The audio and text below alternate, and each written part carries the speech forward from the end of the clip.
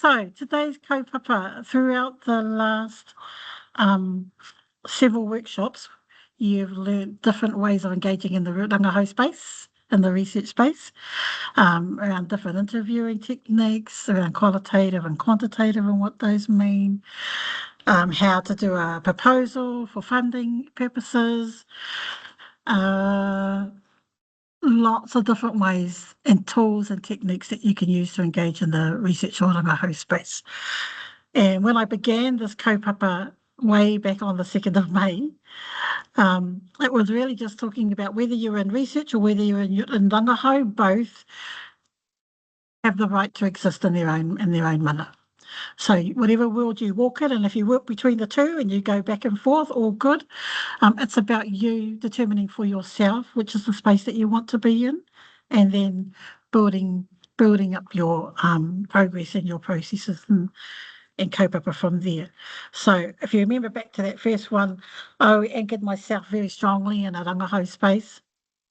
And a lot of the work that I do and a lot of my own interests and passions are informed or underpinned in some way by manawahine methodology, not as much as manawahine theory, which is more around Māori feminism, but more around manawahine as in he mana tō te waine. So that's how I've anchored myself in my journeys and travelled and gone in that way. So today we're at the other end. I've been on the journey now. Many of us have taken a journey or we're on that journey, and now we're ready to share some of the rangahau that we've completed. So when you're in your master's stage, quite often you're doing your papers, then you engage in your actual rangahau, and then you're writing a thesis or an exegesis, and you're creating a practical component. And then when all of that's finished, there's a question of then what happens to the work that you've done, and how do you then share that back to your communities that you've engaged with, who have shared that journey with you. So Tracy with He Wakahiringa, you'll be writing that this year, looking at how your practical component that you're building, and then how you're going to share your rangahau back to your community. And part of that will be the conference at the end of the year for you. For others of us, it will be the thesis that we write. And often that goes into the library of the host institution, but sometimes people also put those theses online. So that's another way. So the idea here is that dissemination is about how do you get the rangahau out beyond yourself, quite often into the public domain. So external facing to your communities, to your stakeholders, to other academics, to other people in education or in the industry or field that you're in. And so that's what our kōrero will be about today. Let's go.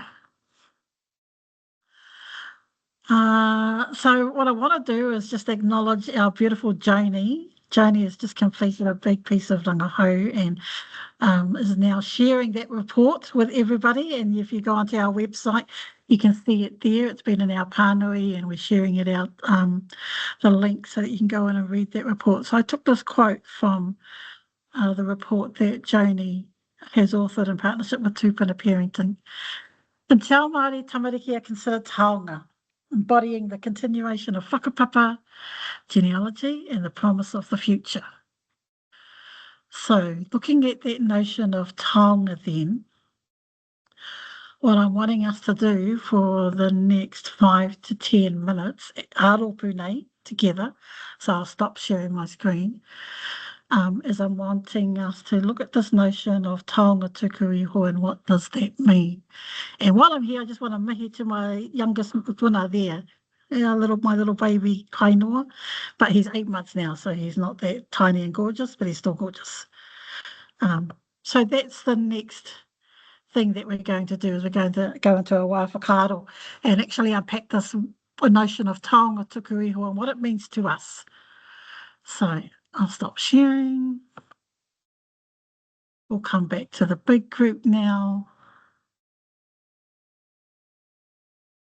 And Alex, if you want to be our person who keeps an eye on people and if they're putting their hands up or wanting to share. And I'll also be in the chat doing some typing in there of people's kōrero. So this is all we're doing now is really, what does Taonga Tuku Iho mean to you? And happy to go around the room and everybody gets a share. We're a nice small group, so we have time for everybody to have a say. So perhaps while we've got Alex in the hot seat, we can start with you, Alex, and just a couple of whakaaro for you around what does Taonga Tuku Iho mean to you?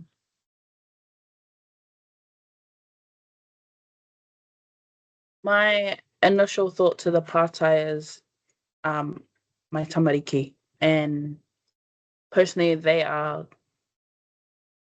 my taonga tuku iho.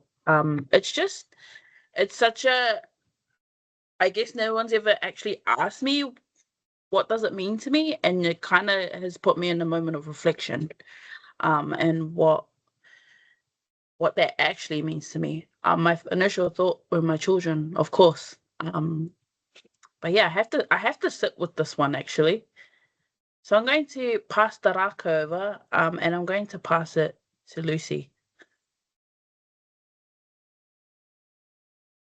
Morena, thanks, Alex.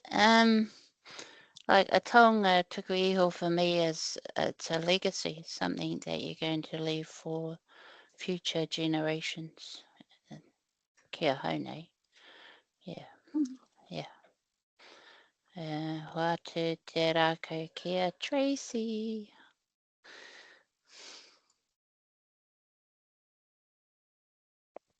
Morena, Lucy, thank you. Morena, taonga tuku iho. Prior to coming to Te Wānanga Aotearoa, my idea around taonga tuku iho was everything that was gifted to me, and just things that were handed to me by my koro and my koe and my whānau, but contextualising into now doing masters and being in this space, it is around asking myself, what legacy will I leave behind for my community and my whānau, because that's central to my rangahau, but it's also around how do I care for this taonga, how do I entrust others to care for this taonga, and how will they share this taonga as well. So that's just, that's my whakaaro. Ngā mihi. And I will hand the rako over to aroha mai, I don't know any names. Emma?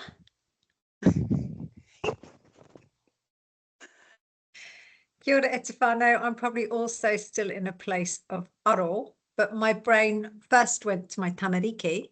But when I think about rangahau or research, I thought about the taonga that the tauira have shared with me. And then I think how I look after that, because that's super precious. But also we've just had a big reo wānanga here. And this morning we all had to come up with a kupu, and I came up with wairua. So for me, in terms of the iti bit of leaving behind, I think, what are the energies I'm leaving when I leave spaces? What am I taking with me? So in terms of this rangahau. So I'm still in a place of aro, but that's kind of it. And I'm going to pick my lovely Hohaere, who I'm going to share with the rest of you. You're very, very lucky for half of her week. Katerina. Tēnā koe, Hoa, I knew you would pick me. For me, I was thinking, I guess, in the context of rangahau or research, but I guess just generally as well. My thought was about building on what others have done before you, to sort of, whether it's in life or in research, just to kind of carry on the mahi, I suppose. That was my thoughts. Ai, kia ora tātou, ko te mea tuatahi mihi ati ki a koe a Dr. Shelley Hoani, o tō manaakitanga I haramai ki te kōrero. Kia ora tātou. For me, like everyone said, we're in the ako or aro, space of aro. So what I had done was wete ngā kupu, broke the word down and ngā kupu down, and just gave my interpretation of what I thought the kupu mean to me in this space and time. So I looked at pau, I looked at ti and ao, and ao meaning the universe and the many spaces and places what the universe makes up for what we look at or how we see things at this time. So whether that's conscious, unconscious, physical, spiritual, so looking at it in that aspect. Now looking at it through the many attributes that our worlds hold, or we can see in those different spaces in this time. And then I looked at tuku. The notion of tuku is about giving, in the space of reciprocity, the koha mai, koha atu. So tuku in the different worlds that we are engaging in. And then, of course, iho being the many descendants or descents that we have in these worlds, and the many downloads of knowledge that we can achieve or receive when engaging in the different notions of different worlds that are within that space. And of course, we know that it can come from many generations of past, present or future. So that was my now moment of what taonga tuku iho can mean to me. So kia ora tātou. Beautiful. And I can see Urupikia. E watana koe ki te kōrero? Kia ora. Gee, I like what I've been hearing, both taonga received and taonga passed on. For me, taonga tuku iho is, like some of those physical aspects, I guess. Hang on, sorry. Of culture, like our language, our traditional practices, hey. But also what I was thinking too was the stuff that's handed to us in our DNA. Not necessarily is that, what I consider that all taonga, but it is something that is handed on to us. And I just wanted to, Marama, you had yours in the chat. I'm going to read Marama's out, if anybody, just in case anybody hasn't seen it. But Marama put there that for her, taonga tuku iho are the tangible and intangible legacies of our tipuna, including the legacies where we are in the process of creating as tipuna in the making. So you see there, who's this in here? And Teresa's just added to our kete. Kite mātauranga here with that notion of interconnectedness, whānau ancestry, spirituality, language, intergenerational knowledge, legacy, aspirations, nurturing and passing on of these to our future generations to build upon honouring what was and what will be. It is all encompassing. Tāhua rawa tu ngā kōrero. Whānau, thank you. Who haven't we heard from? I can see Griffer in my screen. Kia ora mai tātou. It's hard to add any kōrero to that because it's been a real whānui and hohonu kōrero, so mihi ana kia koutou ka tuku whakaro mai.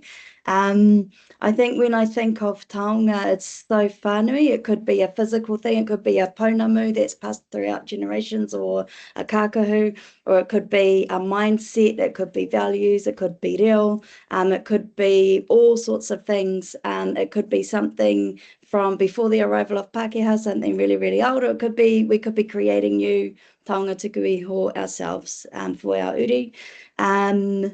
So yeah, I was just reflecting on how whānui it is, and because taonga tuku iho is a reo Māori phrase, although I'm sure every culture has taonga tuku iho, my first whakaro was that we're speaking about te ao Māori, we're speaking about mātāpono Māori, Māori values, Māori taonga. Although that may not necessarily be the only interpretation, that was when I first heard it, what I thought of. I guess taonga tuku iho for me is honouring my tupuna, my ancestors, and the foundations that they've laid for me. I guess that's who I am in the present stage. And I guess without them, I wouldn't be who I am today. And then I guess leaving something for my tamariki. I think leaving a legacy behind, like what I've learned from the past and what I'm learning now in the present, and leaving something for the future. I've actually just created a piece for the Mangere Arts Centre. I think, Tracy, you saw me working on it, and that was my piece. It was about the past, the present, and the future. So as well as Taonga Tuku Iho, there's another little phrase that I've put on the title page. And if you've been with the Wānanga long enough, you may have seen these words, contributions of consequence.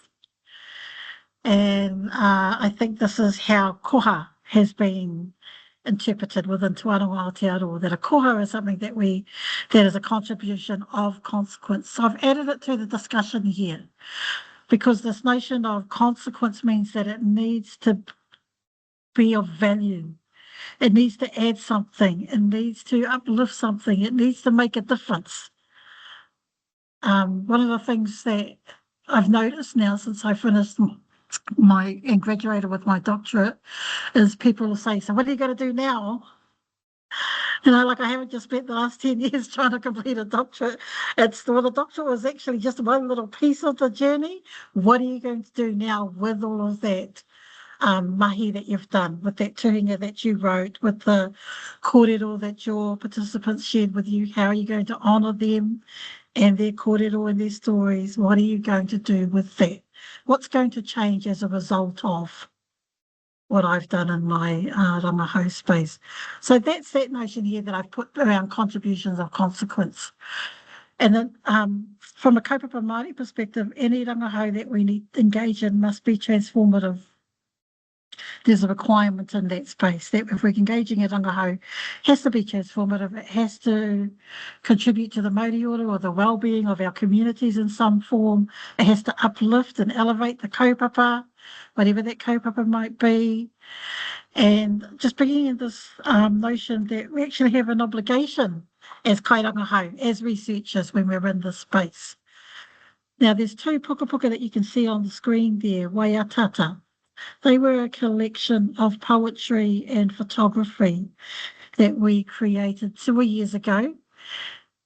And at that time, we were doing a lot of publications of internal journals. So the Tōro Tunukuro journal was our main journal. We were publishing every year, and everybody was able to contribute to the different kaupapa. But what happened was some of the people started to question, why are we only doing articles? Why are we only writing in text form? There's other ways that we can share our stories. There's other ways that we can share our rangahau. And so we looked at our creative whānau, and one of the suggestions that came back from our creative whānau was the notion of photography, so visual art form, and poetry that they had written themselves. And so we published a series of poetry and 2 volumes of those now. We no longer have the first one, which is the one with the tāne on the cover there. That one is a very limited edition, but we actually still have quite a few of the one with the wahine on there, and that one's the title of that publication is Te Ata Hāpara. So if anybody in this chat right now would like a copy of the Te Ata Hāpara publication, just put your name in the chat and then we'll get one sent out to you, so we can make sure that you get a copy. It's a beautiful coffee table book, I suppose is what it was designed as.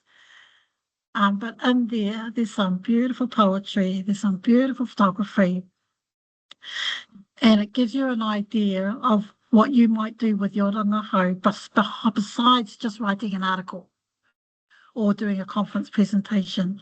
You may want to look at other ways.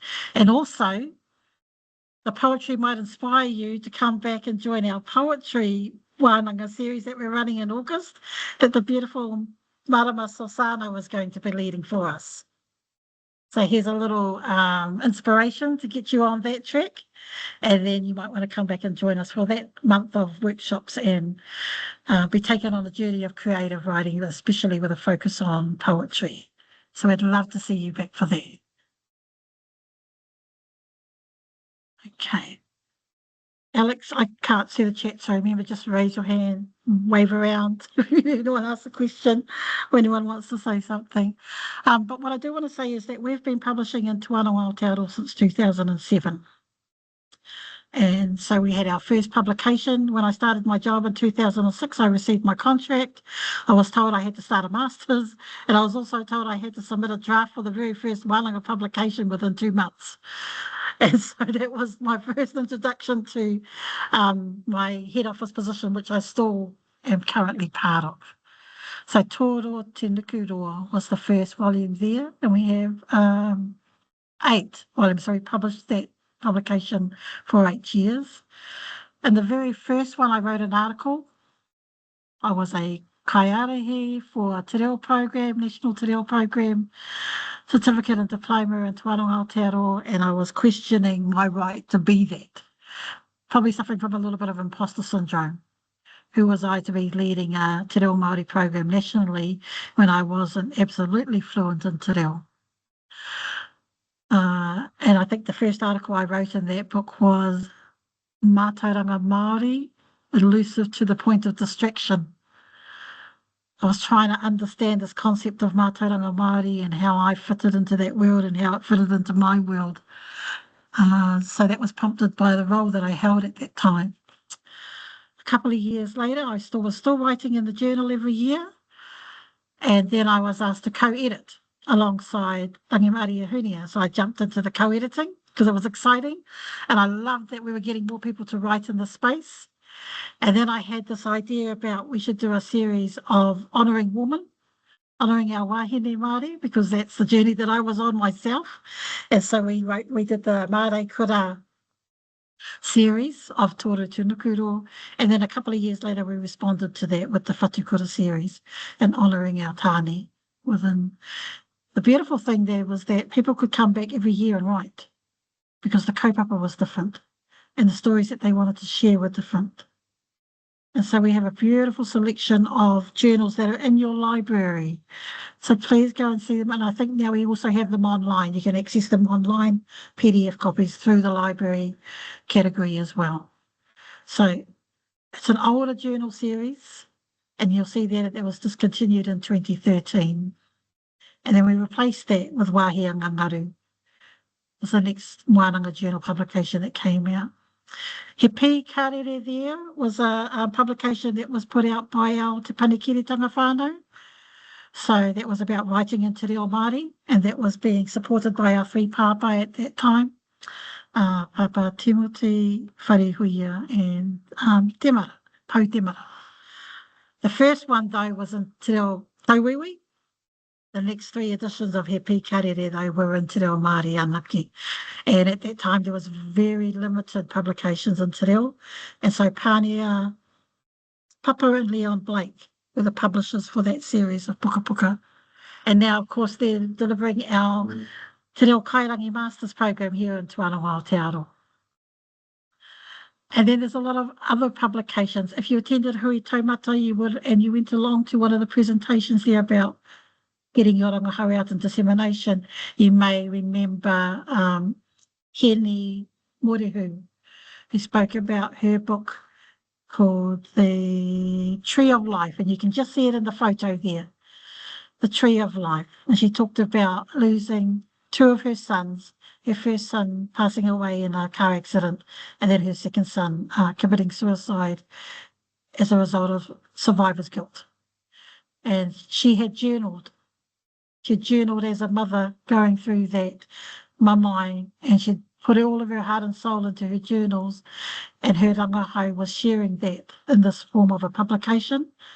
But from this publication, she's gone on to do so much more mahi in the area of suicide awareness and supporting whānau, supporting bereaved whānau, and sharing her puka puka. She's gone international, travelled around the world and delivered her kaupapa from this journey that she took right at the beginning here. So that's why I just wanted to share this particular idea around the publications. Now, within the Wānanga context, we have publications, and we have conference presentations. Those are our two main forms. But because we also have our toi whānau, we have exhibitions. And we also have performances because we used to have our performing arts used to be part of Te Wānanga Aotearoa, and Tāmaki had a beautiful classroom up there for the performing arts, and you'd always see them performing, and they had a band, and they had singers, and they had kapahaka, and they did I think they did a play, and they took the play around and performed that, the One Factory Road play. So within our wānanga context, we've adapted how we put our rangahau out to align with the mahi and what is happening within our wānanga context. You'll also see there that we have videos, DVDs, CDs, online music. And the other thing we have is Wānanga TV. So if you've been coming here every week, all of these have been recorded. Heidi does the editing, and then the link gets placed into Wānanga TV. And that's so that we can continue to access all the beautiful taonga that have been shared with us. So that notion of taonga tuku iho, of passing on the knowledge and the learning into other spaces. And even though it's only for Wānanga Kaimahi and Tauira at this stage, once it goes into the public domain, that means that others can then go in and listen to that kōrero. And we see some beautiful kōrero coming through of people who are on their rangahau journeys and their masters and their doctorate journeys, and then looking at the mahi that we're doing in these workshops. And now we have a resource that they can draw on to support them in that journey. And of course, we have our mahi toi. And I'm just wondering, Marama, are you still in here? Are you still in our chat? Can you see Marama, Alex? So Marama, I'm still here. Oh, the only reason I'm calling you Marama is that I realised when I put your photo that you sent me, I don't have any name of what your creation is or anything about it. I'm wondering if you could just give us a little bit of background information. Is that okay? Yeah, that's fine. So this is a visual representation of my PhD. It's Hine Nui Te Pō, who is not just the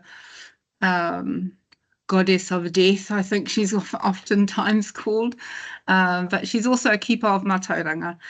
And so in this particular banner, as in a lot of the upuka whakairo paintings that I have created about Hine Nui Te Pō, so three kind of key features are highlighted, and it's all about the way that we share and receive mātauranga. So through our eyes, through observation, through our mind, through thinking, and also through the kōrero. So that's what that is there. So the name is just Hine Nui Te Pō. I think I've called the banner Kōrero, Kōrero, Kōrero, and she opens my thesis. Kia ora. Beautiful, Marama, thank you.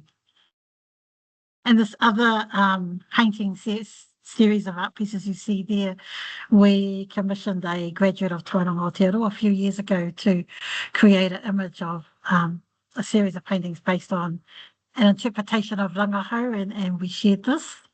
So over the years, we've been continually looking at what does Rangahau mean for us, what does research mean for us, and then looking at ways to articulate that beyond the written word. Okay, so tuku kia rere, just very quickly, this is just a dissemination process that I developed maybe 2 years ago. It didn't actually get off the ground, we didn't use it, but it was a great piece of work at that time because it helped me to think about what is our process in the wānanga of helping people when they bring a piece of rangahau to us. Or they say, I want to do a piece of rangahau, what can I do? Who can I talk to? And I think that most of you in this room at some stage have talked to one of our team in Te Manawa Haukura and come up to us and said, I want to do something, or I've got an idea, or something. And so this was just a little bit of a process on what we could do. So just to let you know, it always starts with the seed. It starts with that spark. that idea that you have. You want to write the stories of somebody. You want to go to the next Whipsy because you've seen people going and they loved it. You want to create a taonga. You're doing raranga and you want to create a piece. You want to share what's happening back at your marae. So anything that you're wanting to do in the Rangahau space, it starts there and it starts with you. And then the next thing that happens is Te Manawa Haukura comes alongside of you. And so any one of our team can come alongside of you and we look at the best person that might be there to support you. So even though Alex is way up there in Tamaki, one of the people we thought would be just beautiful for Alex was actually our beautiful Kitty who is down in Wellington. And so that's what we do is we try and put the best person alongside of you for you and your kaupapa. And that's part of our dissemination process. And one of the things that we've learned along the way is when you engage in rangahau, disseminating your rangahau might be the last thing on your mind because you've still got to do the rangahau and get through that journey. But actually, we'd encourage you to think about that end. Start your journey with the end in sight. What is it you're wanting to share? What is that taonga that you're wanting to tuku? Are you wanting to publish a book? Are you wanting to do a presentation? Are you wanting to record poetry or compose waiata? Are you wanting to go to the next Whipsy in 3 years' time? Something like that. What is it and where is it you're wanting to take your rangahau? Because then we help you on your journey to achieve that goal. So you might be publishing, you might be presenting, you might also be producing a piece of artwork. You might also be engaging in an exhibition. Okay, so that's really why I wanted to share that process with you.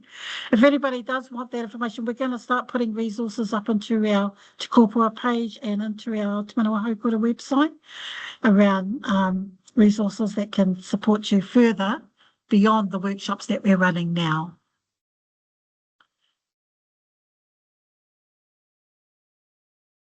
Now, I wanted to get this slide because I've got a guest speaker joining me in 10 seconds, I would say. But really, I've carried this whakaaro for a long time now, inspired by Matua Taina Pohatu many years ago. And he originally said, if we don't tell our stories, others will continue to tell them for us. So I've reframed that now and owned that statement for myself and for the work that I'm doing. And I say we or I tell our stories so that others don't tell them for us.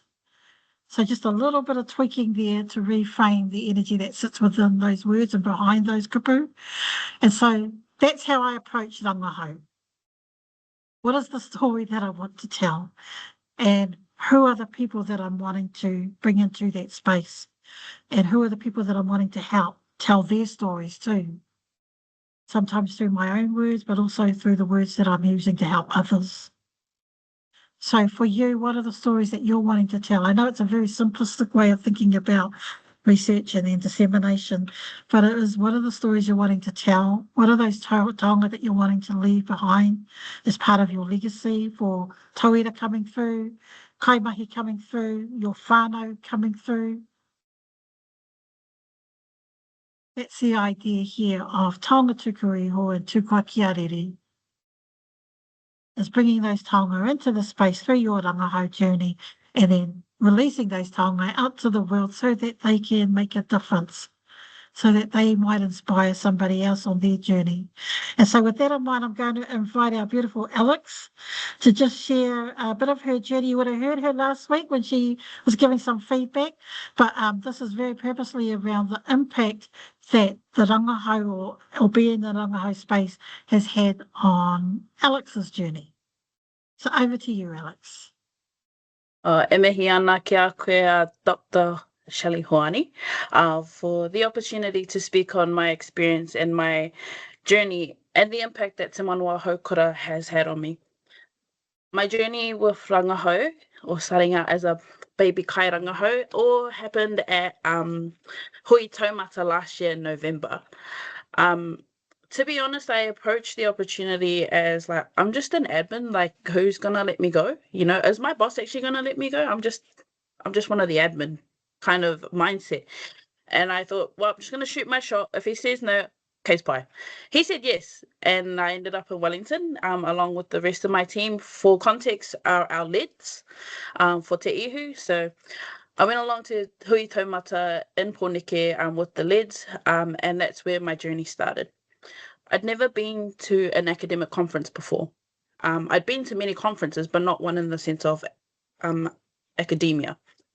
And I remember sitting in the conferences, and I initially went there to tautoko my mahi hoa.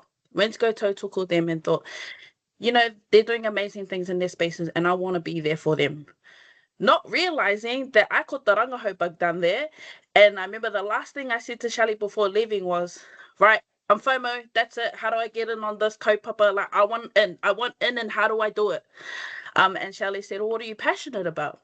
And I said, well, K-pop, obviously, because Shelley knows that. But we both can't have K-pop. So you have the K-pop for now. And then when I'm ready, I'll come pinch it off you at some point. And so I went away and thought about what is it that I'm passionate about. And just to tie it back to our partai at the beginning there of what does Taonga Tuku Iho mean to me. And one thing that I'm very passionate about are my tamariki.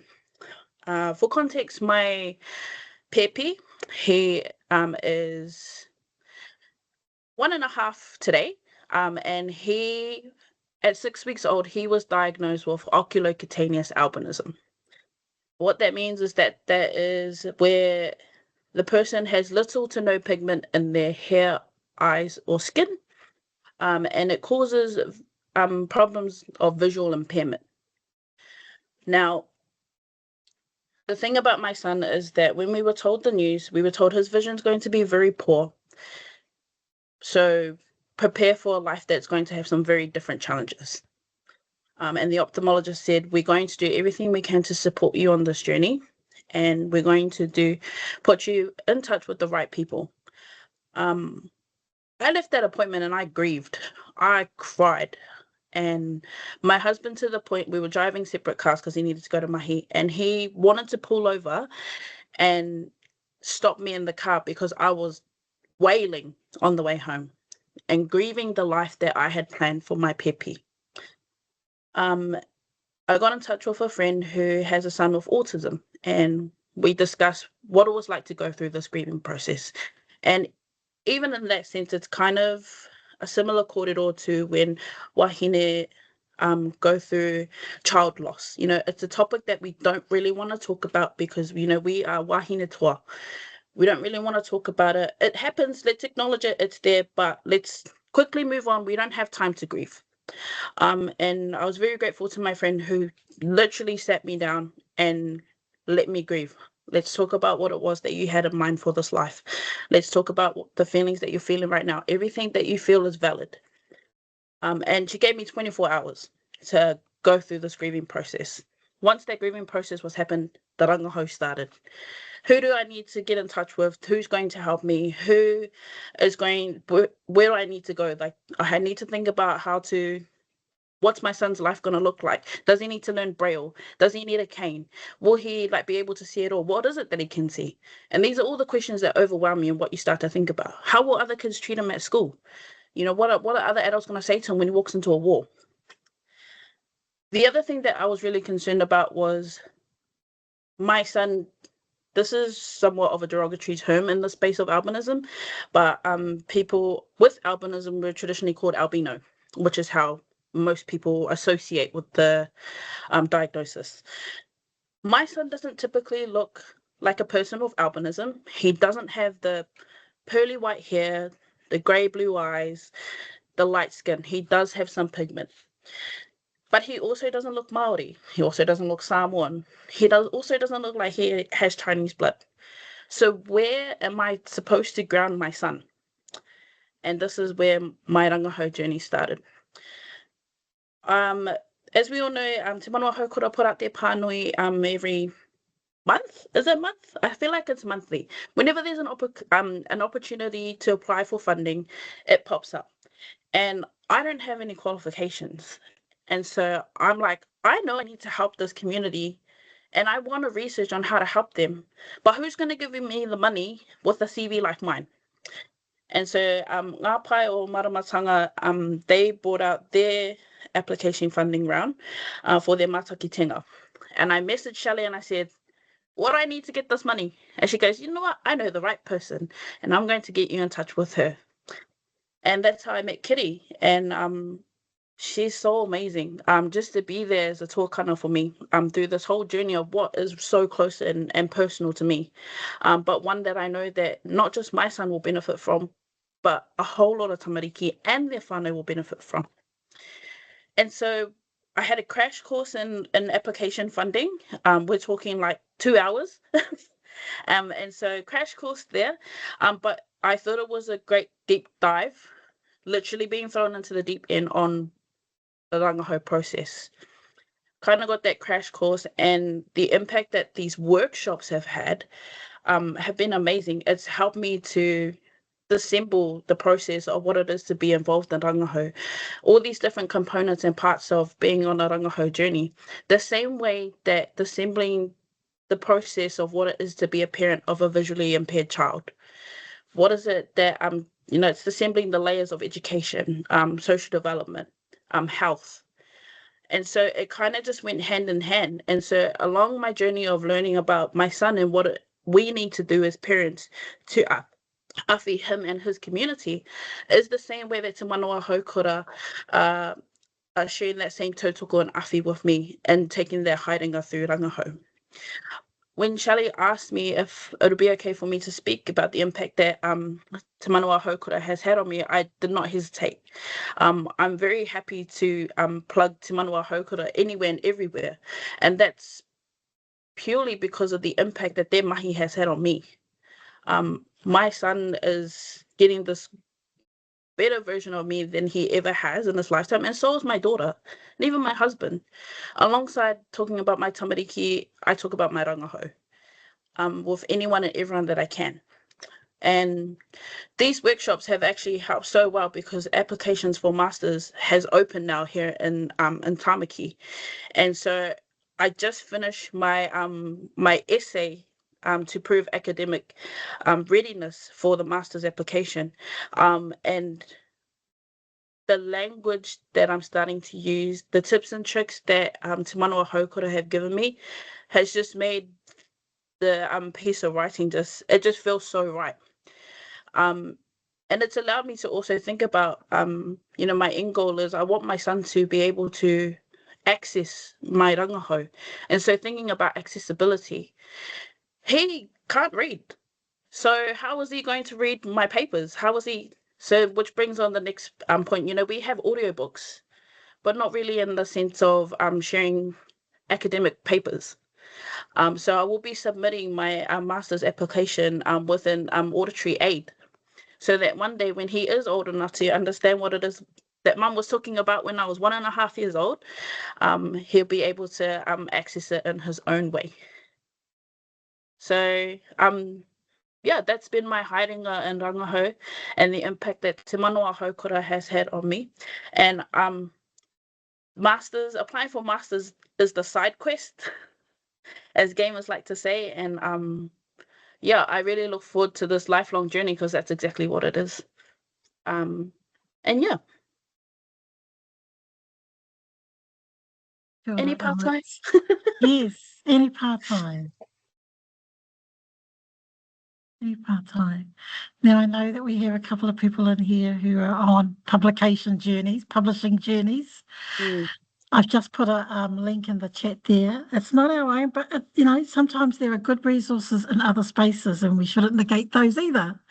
So I've added a link in there to Waikato University has a whole lot of resourcing on publishing in there that can help you if you're wanting to go down that pathway. Beautiful, Alex. You talked about K-pop. The only reason Alex came up and talked to me at Hui Taumata was because she heard me say I love K-pop, and she thought, no, that can't be right. So she came to check. And then I said, I do, I love K-pop. And then we found out we are both K-pop lovers of music. So that passion that we have personally brought us together.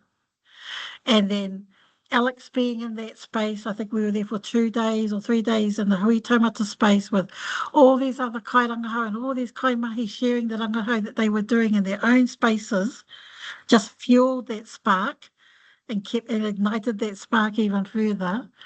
But then what she did before she left us was she goes, I want to do something, who do I talk to? And then that was the doorway in for Te Manawa Haukura to then put somebody alongside of her. And so on the Te Manawa Haukura website, you'll see us talking about the manawa. The manawa are our communities of practice that we're wanting people to come through so that you have people who have the similar interests supporting each other or being together in a space. I know Alex is in another Rangahau kaupapa as well with our Pacifica whānau. You know, so I'm wanting to acknowledge that one too. So from this one experience, Alex is consciously putting herself into spaces and places where she's asking critical questions and questioning people about how you do things and why you do things, but also, having courageous conversations there too, Alex, and making some purposeful decisions around the future that you want for you and your tamariki and your mapupuna. Hoi anō he tino mahi tēnei ki a koe, Alex. E mihi ana, Shelley. Just got a couple pātai. I'll just read Laura Lee's pātai first. E mihi ana ki a koe, Laura Lee, for your pātai. Who are your bodies of knowledge you may consider for your rangahau, atua, Māori, etc.? He pai tō pātai. Yes, and it's a question that I'm asking myself quite a bit. And it's actually a challenge that our parents face, our parents of visually impaired children. We get shoved into, not shoved. I feel very passionate about this, so excuse my language. We have, as parents who are overwhelmed, not only with the health system, but the education system, we get put into spaces with professionals or experts. And we're expected to sit there and be told how to care for our child. Now, the conflict there is when these professional opinions collide, and parents tend to get lost because they don't know how to self-advocate. They don't know how to speak on their own needs and aspirations. And most of the time, opinions of the whānau get pushed to the side. We're kind of just expected to just take on the opinions of professionals and just go with it. But professionals don't realize that they only see one part of our tamaiti's life. Us as whānau, we see it overall, and professionals don't take into consideration the capacity that whānau may have for what it is that they're requesting to be done for the child. Things like accessibility. For example, I have a friend who has whāngai her nephew. She lives in Levin. They don't have enough specialists in their healthcare system down there for this tamaiti to get the care that he needs. So the specialist told her, we need you to go to Auckland actually, and we need you to see a specialist up there. Now you can imagine how long of a journey that is, driving to the nearest airport could take anywhere between half an hour, 2 hours, and then fly up to Tāmaki, somehow find accommodation for the day. If you're in a place where you don't have whānau, go to the specialist appointment, only for her to get there and say, you're late, we have to reschedule. And so by that point, she's tired, and the tamaiti's tired as well. And so in the space of being parents of visually impaired children, who really is the expert and who do we call in for the rangahau?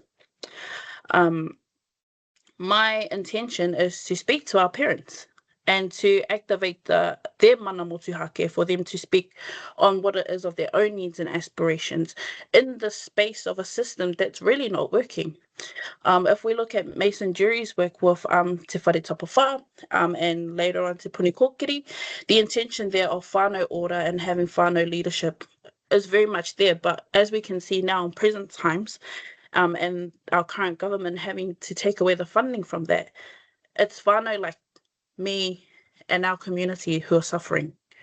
And now it needs to come to a point where actually let's take back that mana, let's activate that mana, and let's learn for ourselves to work for ourselves.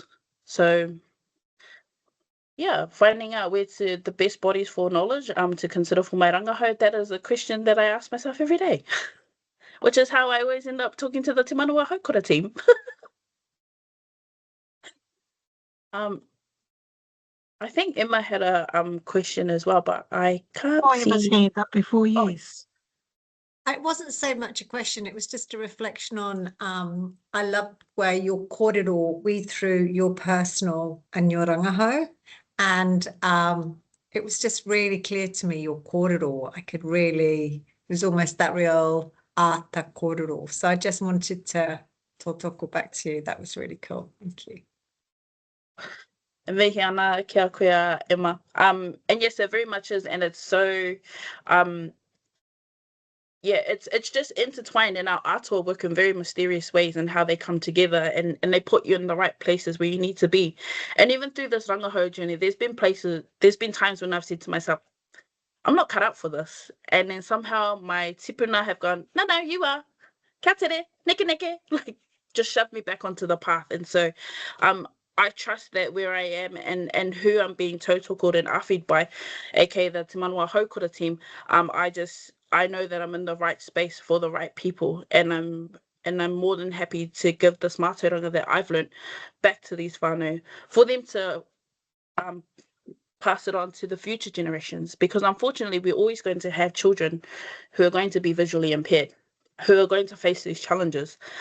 And if we can build a strong community, and Shelley, you mentioned earlier about thinking about the output of your rangahau, my dream, my aspiration for this rangahau is to create a iwi, a hapu that surrounds these whānau, that's filled with mātauranga, so that they can take that mātauranga, become leaders themselves, and pass that on to the next generations that come through. Yeah.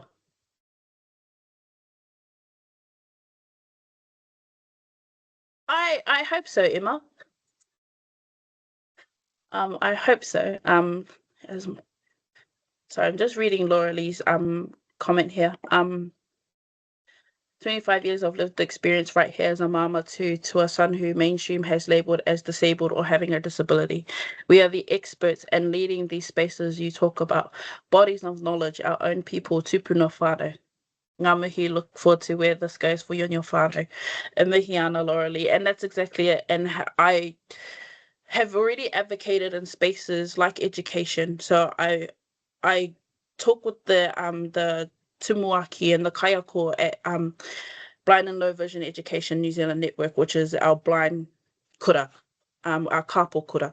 And I speak a lot with the kaiako there. And most recently I presented at a workshop that they had, professional development, and it was pulling on te ao Māori and the ngā uara that we hold as Māori, and things like whanaungatanga and kotahitanga. I made a very clear point: when you step into a room, introduce yourself to everyone who's there, and acknowledge everyone else who's in the room. And talk to the whānau, put them at the forefront of what it is that they need. That doesn't take away from your expertise, it's not at all. But it's about using your expertise and taking that to enhance the needs and aspirations of the whānau, to help them achieve those spaces. And so I just finished having this kōrero with them, and then we had a mock hui of what it's like for, they call it a collective expert panel, and it's where they get all the specialists into one room with the whānau, and they all put their pōtais on and they all advocate for what it is that their mahi's about. Keep in mind, I just said to them, please introduce yourself, okay? The role I was given was mama, and so I sat there, and the facilitator knew exactly where we were going with this. They started their hui, oh, you know, physio needs to take lead on this because tmea. Oh no, but vision needs to take lead on this kaupapa because, you know, the vision is the pum, blah, blah, blah, blah, blah. And then the facilitator, they finished the makoi and said, how was that for you, Alex? And I said, I don't know, no one saw me, no one introduced themselves. I don't even know why I'm here. No one asked for my opinion. This is my child. And they all kind of went, oh.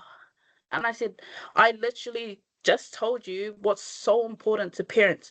Please introduce yourself to anyone and everyone in the room. it's this expectation that you're the most important person in the room. Carl, you are not. This child is the most important person in the room. And I have to oversee the day-to-day living of this child. You only get to see one part of it. I'm the one that's got all the pieces to the puzzle, and I'm the one that has to put it together. I said, in this mock hui, yes, it was a practice. I felt isolated as a parent, and I'm going to build resentment against you, against the health system, and against the education system, because you failed to make me feel seen. And they all kind of sat there, and I said, sit with that. Be the most interested person in the room, not the most interesting. And they went, yep. I said, I'll be back for next PD if you guys want. So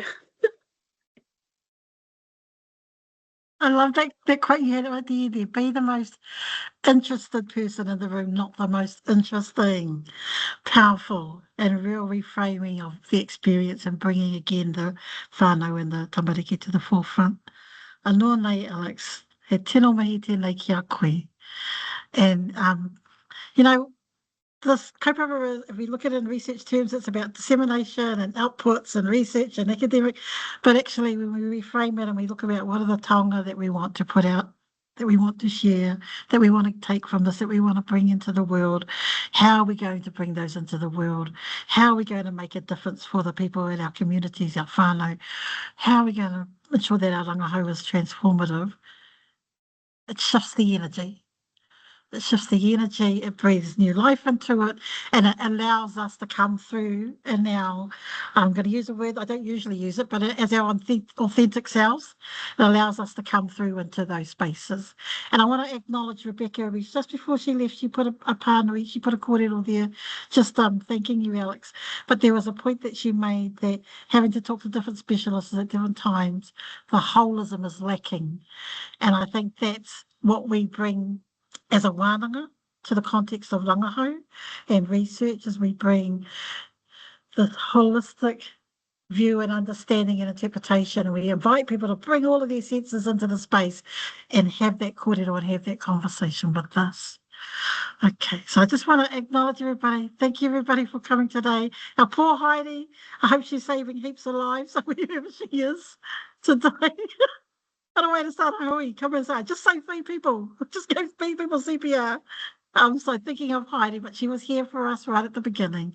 And next week we have the beautiful Marama, who you've just met today. And Marama talked very briefly about Hine Nui Te Pō and her bana kōrero. And so invite you back next week for that kaupapa. And then, of course, we'll be sharing what we're happening for the next few weeks. And then moving into the month of August, exciting times ahead with our Poetry Month. We will have a Women's Hauora Month in there as well. We will have a Whipsy Month where some of our Whipsy presenters will present their kaupapa before they actually go away in November to present. And then we're going to end the year off with Brovember. In November, we're going to be celebrating our Tāne Hauora. And then December will be a time for recapping and highlights from the year. So thank you to everybody who put your names in the chat. We'll get those books out to you. We'll send you a copy of that book each. Thank you everybody who was here and shared your whakaaro, who sat in the space of aro.